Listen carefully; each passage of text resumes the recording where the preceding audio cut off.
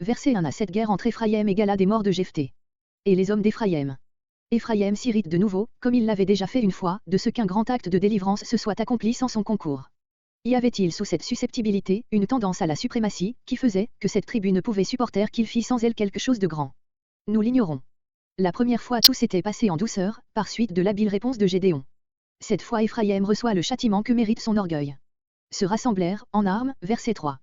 Téésaphon, nom d'une ville des Gadites qui dans Josué 13.27 est mentionné à côté de Sukkot, dans la vallée du Jourdain, à l'est.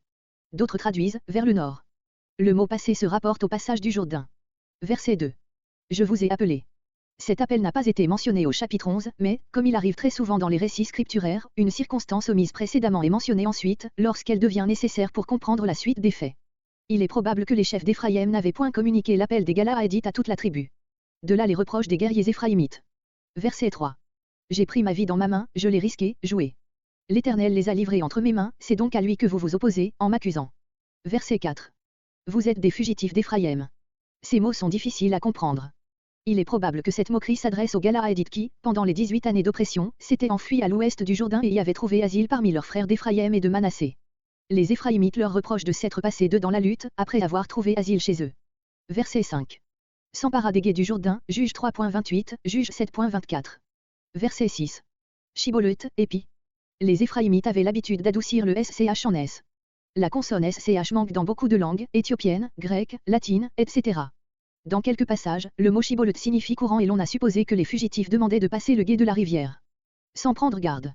Ils auraient bien pu prononcer correctement, mais, ne se doutant de rien, ils prononçaient selon leur habitude. Il périt alors, durant tout le cours de cette triste guerre. Verset 7.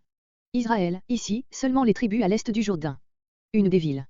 Le narrateur ignore laquelle et ne se permet point de combler arbitrairement la lacune qui existait dans ses sources. Jephthé est une figure dans laquelle se reflète le caractère de grossièreté et de cruauté du peuple à cette époque de son histoire, mais dans laquelle aussi on admire une sincère piété, un respect à toute épreuve pour les engagèrent pris envers Dieu et l'énergie la plus héroïque. Le temps de sa magistrature fut court, abrégé qu'il fut peut-être par le chagrin. Verset 8. Verset 8 à 15 Ibsan, Ilan, Ebden.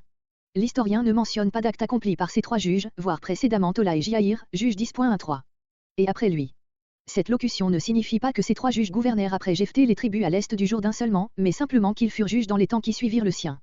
Cette formule se retrouve toutes les fois qu'il s'agit d'annoncer le gouvernement des petits juges, juge 3.31, juge 10.13.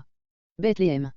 Comme il s'agit dans tous ces morceaux des tribus de l'Est et du Nord, il est question ici, non de la Bethléem de Juda, dont le nom est d'ailleurs ordinairement accompagné du surnom d'Ephrata, mais de la ville de ce nom qui se trouvait dans le territoire de Zabulon, Josué 19.15, sur la montagne, au nord-est du cours inférieur du Kison. Verset 9. 30 fils, 30 filles.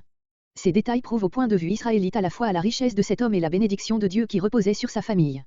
Il maria toutes ses filles et put les remplacer par autant de belles filles. Verset 12. Ajalon, lieu des serres, non l'Ajalon de la tribu de Juda, Josué 10.12, mais une ville de ce nom dans le pays de Zabulon, dont on a retrouvé les ruines, Jaluén, à 16 km à l'est de Saint-Jean d'Acre. Verset 13. Le Piratonite, de Piraton, dans la tribu d'Éphraïm, sur la montagne dite des Amalékites, verset 15, voire Juge 5.14. On a trouvé deux localités de nom analogues, Feraba, à 10 km au sud-ouest de Sichin, Naplouse, et Pharaon, à 24 km à l'ouest de la même ville. Verset 14.